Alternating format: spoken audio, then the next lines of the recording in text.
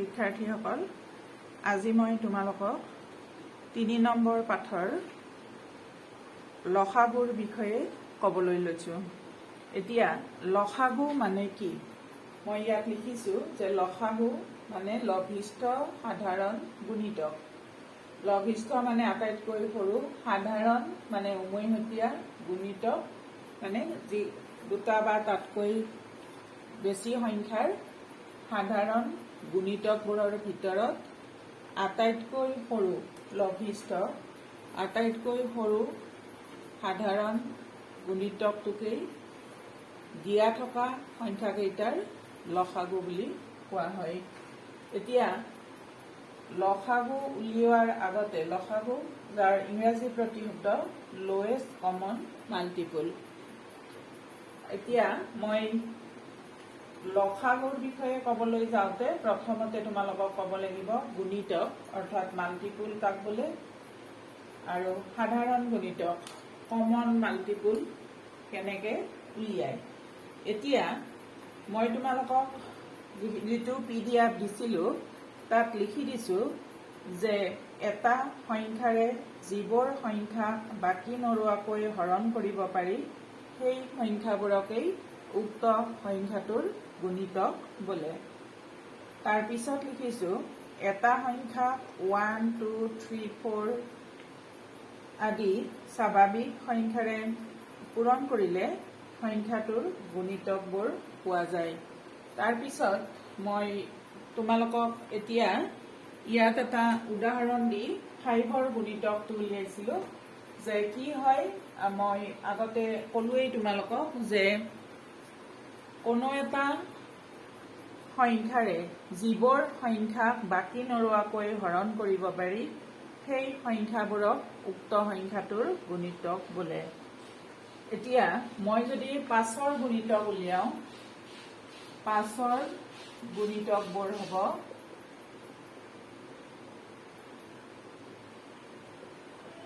কি হ'ব যে 5ৰে আমি যিবোৰ সংখ্যা বাকী নৰোৱাকৈ হৰণ কৰিব পাৰোঁ, যেনে 5ৰে 5ক হৰণ কৰিব পাৰোঁ বাকী নৰোৱাকৈ, 10ক পাৰোঁ, 15ক পাৰোঁ, 20ক পাৰোঁ, 25 পাৰোঁ, 30 পাৰোঁ, এনেকৈ আমি অসংখ্য সংখ্যা পাম যাক 5ৰে বাকী নৰোৱাকৈ হৰণ কৰিব পাৰি।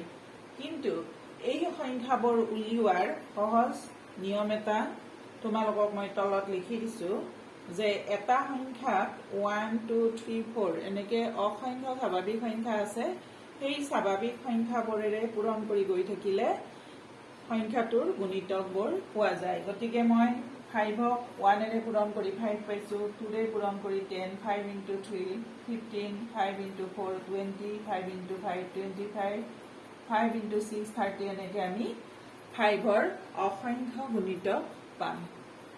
এতিয়া আমি ইয়াত দেখিছোঁ যে 5ৰ প্ৰথম গুণিতকটো হৈছে 5। তাৰমানে 5তকৈ সৰু কোনো সংখ্যা 5ৰে হৰণ নাযায়। গতিকে 5 হ'ব 5ৰ আটাইতকৈ সৰু গুণিতক। আৰু গুণিতক যিহেতু এইফালে অসংখ্য ওলাব, গতিকে কোনো সংখ্যাৰ কি কৰিব নোৱাৰি, আটাইতকৈ ডাঙৰ গুণিতকটো উলিয়াব নোৱাৰি। এতিয়া আমি আন এটা উদাহৰণলৈ যাম যে মই ইয়াত 2ৰ গুণিতকবোৰ উলিয়াম। 2ৰ গুণিতকবোৰ হ'ব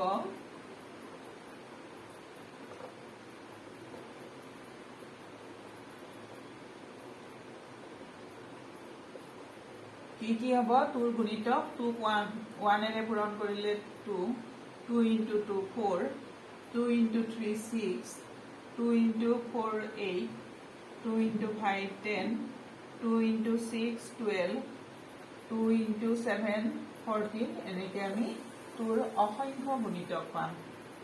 তাৰপিছত মই 3ৰ গুণিতকবোৰ লিখিছোঁ।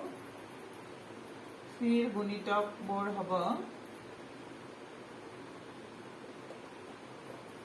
3 into 1 3, 3 into 2 6, 3 into 3 9, 3 into 4 12, 3 into 5 15, 3 into 6 18 এনেকে 3 গুণিতকবোৰ পাম। এতিয়া 2 আৰু 3 সাধাৰণ গুণিতকবোৰ হ'ব সাধাৰণ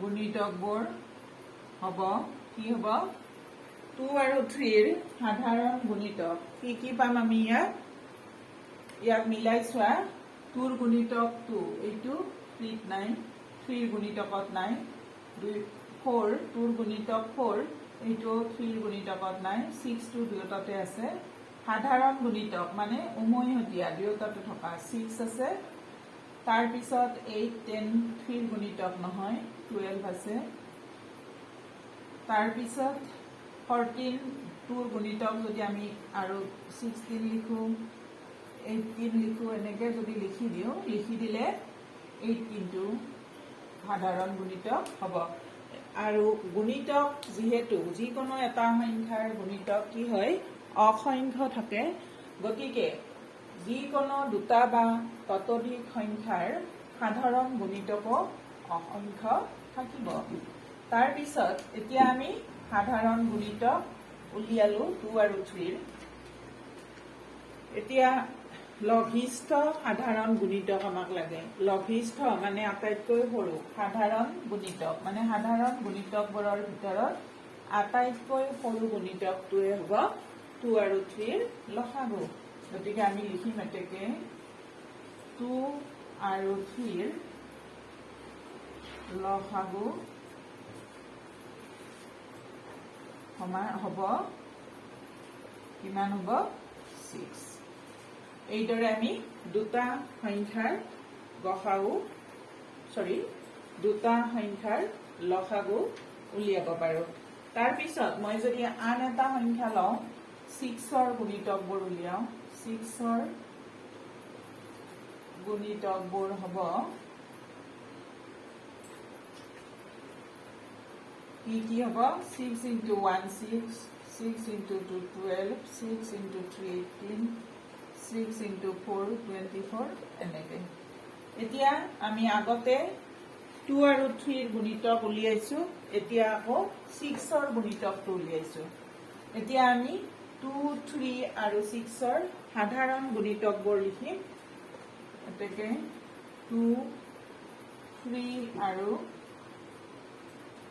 6 ৰ সাধাৰণ গুণিতকবোৰ হ'ব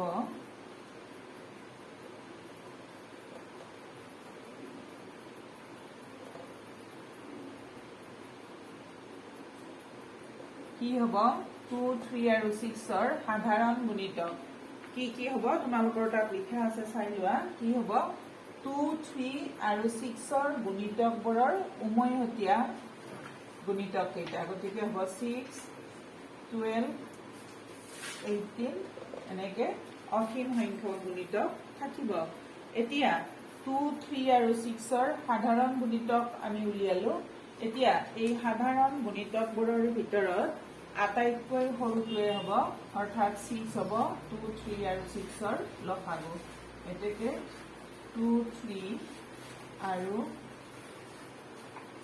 6 ৰ লসাগু সমান 6 হ'ব এইদৰে আমি কি কৰিব পাৰো যে সাধাৰণ গুণিতকবোৰ উলিয়াই লৈ তাৰ পৰা আমি লসাগু উলিয়াব পাৰো তাৰ পিছত নেক্সট আমি কি কৰিম তোমালোকে ইতিমধ্যে গসাউ উলিয়াওতে পাইছা যে বিভিন্ন নিয়মেৰে গসাউ উলিয়াব পাৰি এতিয়া প্ৰথম নিয়মটো তাত পাইছিলা গসাউ উলিওৱাৰ মৌলিক উৎপাদক বিশ্লেষণ পদ্ধতিৰে গসাউ নিৰ্ণয় 2 নম্বৰটো পঢ়িছিলা ছুটি হৰণৰ সহায়ত গসাউ নিৰ্ণয় আৰু 3 নম্বৰটো পঢ়িছিলা দীৰ্ঘ হৰণৰ নিয়মেৰে গসাউ নিৰ্ণয় ঠিক একেদৰে লসাগু উলিওৱাৰো নিয়ম আছে গতিকে আমি তাৰ প্ৰথম নিয়ম অৰ্থাৎ মৌলিক উৎপাদক বিশ্লেষণৰ সহায়ত লসাগু নিৰ্ণয় এইটো আমি আজি আলোচনা কৰিম গতিকে মই লিখিছোঁ মৌলিক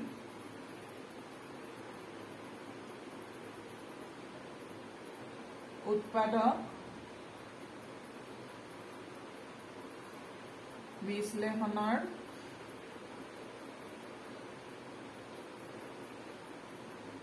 সহায়ত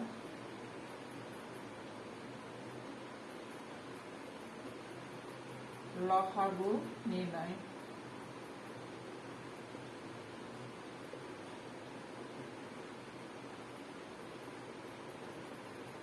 এই মৌলিক উৎপাদক বিশ্লেষণ পদ্ধতিৰে আমি লসাগু নিৰ্ণয় কৰিম।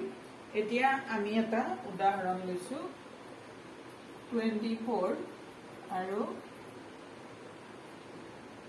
30 গসাগু উলিয়াম। গসাগু কেনেকে উলিয়াম? 24 আৰু 30 গসাগু উলিয়াম আমি মৌলিক উৎপাদক বিশ্লেষণ পদ্ধতিৰে। এতিয়া মৌলিক উৎপাদক বিশ্লেষণ পদ্ধতিটো আগৰ দৰে আমি যেনেকে গসাগুত কৰিছিলো, কি কৰিছিলো? মৌলিক সংখ্যাৰে হৰণ কৰি গৈছিলো। গতিকে প্ৰথম আটাইতকৈ সৰু মৌলিক সংখ্যাটো 2ৰে হৰণ যায় নে চাম। এইটোত যাব 12 হ'ব, আকৌ 2ৰে যাব, আকৌ 2ৰে যাব। এতিয়া আমি দেখিলো এই গোটেইকেইটা মৌলিক সংখ্যা হ'ল। মানে এতেকে আমি লিখিম 24 ইজ ইকুৱেল টু হ'ব 2 ইনটু 2 ইনটু 2 ইনটু 3। তাৰপিছত আমি কি কৰিম? 30 মৌলিক উৎপাদক উলিয়াম। 2ৰে যাব 15, এইবাৰ 2ৰে নাযায়, গতিকে 2ৰ পিছৰ মৌলিক সংখ্যা 3ৰে যাব। গতিকে আমি 5 পালো। গতিকে 5ত আৰু বেলেগ সংখ্যাৰে হৰণ নাযায়, গতিকে আমি কি লিখিম? 30 ইকুৱেল টু 2 ইনটু 3 ইনটু 5। ইয়াত গোটেইকেইটা মৌলিক সংখ্যা আমি পালো। এতিয়া এতেকে 24 আৰু 30ৰ লসাগু সমান কি হ'ব? আমি প্ৰথমতে এটা সংখ্যা 24 বা 30 যিকোনো এটা সংখ্যাৰ আমি কি কৰিম? যিখিনি মৌলিক উৎপাদক বিশ্লেষণ কৰি যিখিনি পাইছো পূৰণফল সেইখিনি লিখি ল'ম। যিকোনো এটা সংখ্যাৰ উলিয়াব দিয়া সংখ্যাকেইটাৰ ভিতৰত এইটো লিখিলো, 24ৰ গোটেইখিনি লিখিলো। তাৰপিছত আমি চাম বাকী কেইটাত কি কি ৰৈ গৈছে লিখিবলৈ। এতিয়া 30ত এটা 2 আছিল, আমি লিখিছো, 3টাই লিখিছো, গতিকে 2 আৰু লিখিব নালাগে। 3 আমি ইয়াত লিখিছো আৰু লিখিব নালাগে। 5টো লিখা নাই, গতিকে 5টো লিখিব লাগিব।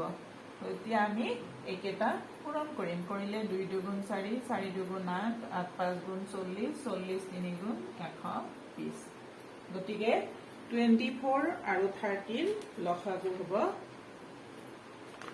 120। তাৰপিছত আমি আন এটা উদাহৰণ লৈছো।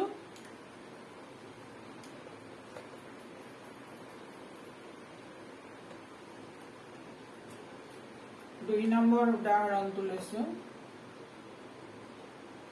24, 36 আৰু 42ৰ লসাগু উলিয়াম মৌলিক উৎপাদক বিশ্লেষণ পদ্ধতিৰে। এতিয়া আমি কি কৰিম? ইয়াতো মৌলিক সংখ্যাৰে হৰণ কৰি উৎপাদকবোৰ উলিয়াই ল'ম। 2 ইনটু 12, 2 ইনটু 6, 2 ইনটু 3। এতেকে 24 ইজ ইকুৱেল টু হ'ব 2 ইনটু 2 ইনটু 2, এই গোটেইকেইটাৰ পূৰণফল ইনটু 3।